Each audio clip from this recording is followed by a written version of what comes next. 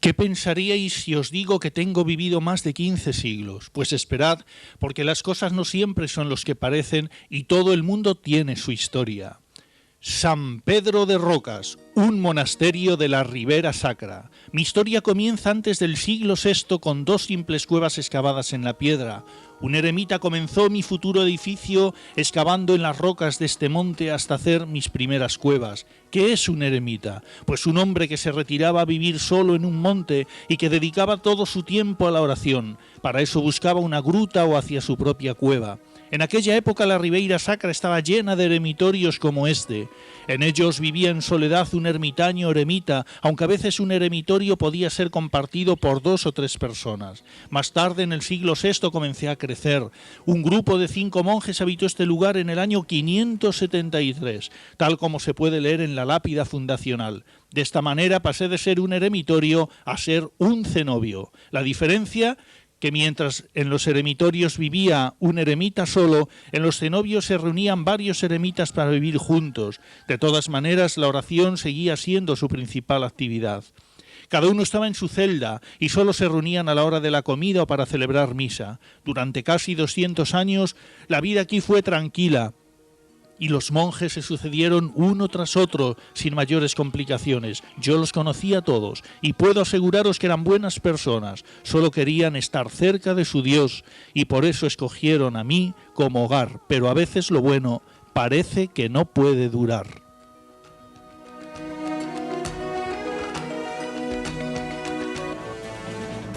En el año 711 la península ibérica fue sorprendida por el ataque del ejército musulmán que comandaba Tariq ibn Ziyad. Tras derrotar al rey Rodrigo en la batalla de Guadalete, las fuerzas árabes fueron ocupando casi toda la península. Solo encontraron resistencia en tierras cántabras y gallegas.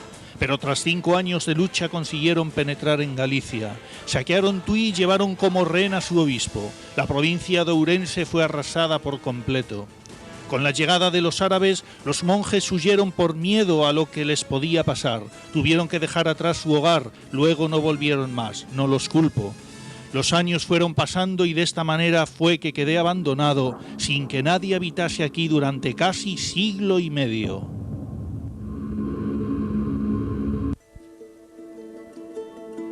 Yo ya estaba resignado. Pasaban los años y la maleza fue creciendo a mi alrededor hasta dejarme casi oculto. Supongo que pasaría al olvido para siempre, pero fue allá en el siglo IX cuando un día sucedió algo inesperado. Un noble llamado Gemondo se internó en el bosque persiguiendo a un ciervo, y como ni tojos ni silbas detenían a ese hombre, acabó encontrándome en el medio del monte. Imagina su sorpresa al descubrir este bello monasterio totalmente abandonado. En aquel mismo momento este noble se sintió llamado por Dios y conmovido decidió dedicar su vida a reedificarme. Así pasé unos años con este nuevo habitante que me fue devolviendo la vida poco a poco, hasta que un día aparecieron unos cazadores que encontraron también el lugar. Quedaron muy asombrados por la decisión de Gemondo, tanto que decidieron quedar a vivir aquí y lo nombraron abad de este humilde monasterio que os habla. Cuando lo acontecido llegó a oídos del piadoso monarca Alfonso III, el rey maravillado decidió donar a los nuevos monjes el terreno y muchos bienes materiales. Y todo esto que os cuento es bien cierto. Hay un documento firmado por el rey Alfonso V que recoge todos estos hechos y no me deja por mentiroso. De esta época también se conserva el pie de altar que había en mi iglesia. Algo después, en el siglo X, pasamos a depender administrativamente de Celanova, aunque los monjes de Rocas a efectos prácticos siguieron manteniendo su independencia. El edificio crecería y hasta teníamos una escuela, lo cual irónicamente acabaría trayéndonos problemas. Dicen que los niños son la piel de Barrabás, y puede que eso sea algo exagerado, pero no sé qué pensaría Alioto en su momento. A principios del siglo XI, Alioto era el abad de San Pedro de Rocas. Bajo su mando vivimos una buena época. Pero un día que tenía que salir fuera, los niños de la escuela, aún no sé cómo provocaron sin querer un incendio. Se perdió todo, incluso los escritos que había de mi historia. Como entenderéis, aquello fue una completa pérdida. Otras personas se dejarían llevar por el desánimo delante de aquel desastre, pero Alioto no lo dudó y fue a visitar al rey Alfonso V para pedirle ayuda. Y la consiguió. Se volvió a restaurar el monasterio y se hizo un pequeño claustro. Fue un gran momento, un resurgir de nuestras propias cenizas, mas siempre hay algo preparado para sorprendernos y nosotros estábamos lejos de imaginar cuánto iban a cambiar nuestras vidas.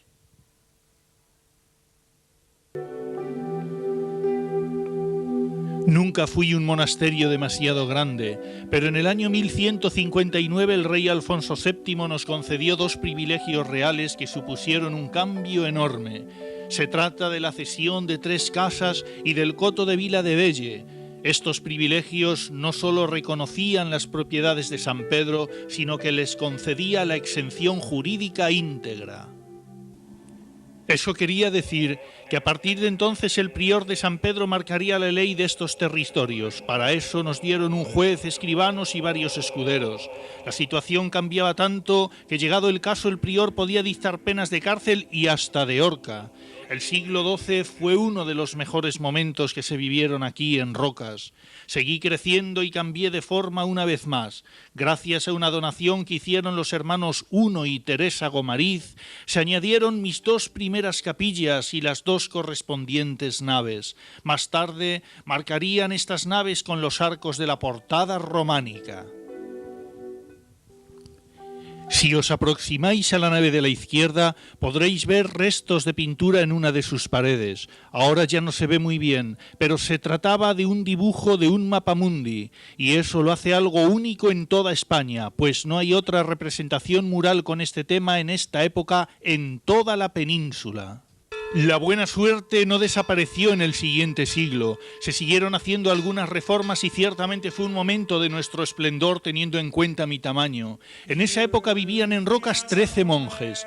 Toda Europa gozaba un gran avance. En esta etapa de crecimiento que vivía la cristiandad de casi 200 años, se levantaron muchas iglesias y catedrales en todo el continente. Gracias al Camino de Santiago, Galicia estaba comunicada con el exterior e iban llegando aquí arquitectos extranjeros con nuevas soluciones constructivas. Fue, por ejemplo, en esta época cuando iniciaron en Ourense la construcción de su catedral. Pero en el siglo XIV la cosa cambió radicalmente y las peleas surgieron por todas partes. La cristiandad estaba dividida por el cisma en Occidente. Los turcos avanzaban sobre Europa. Los nobles se levantaron contra el poder de los monarcas y además la peste negra llevó con ella la tercera parte de la población. Las cosas no pintaban bien para nadie. ¿Qué iba a pasar ahora? Vista la situación, cualquier cosa. Los malos tiempos volvían una vez más.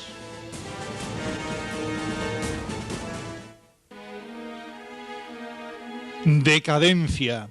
Eso fue para nosotros el siglo XIV. Las guerras y la peste trajeron miseria y hambre, y muchos religiosos olvidaron sus votos. Comenzaron a mirar solo para su propio interés y se pusieron a buscar la forma de conseguir dinero o bienes materiales.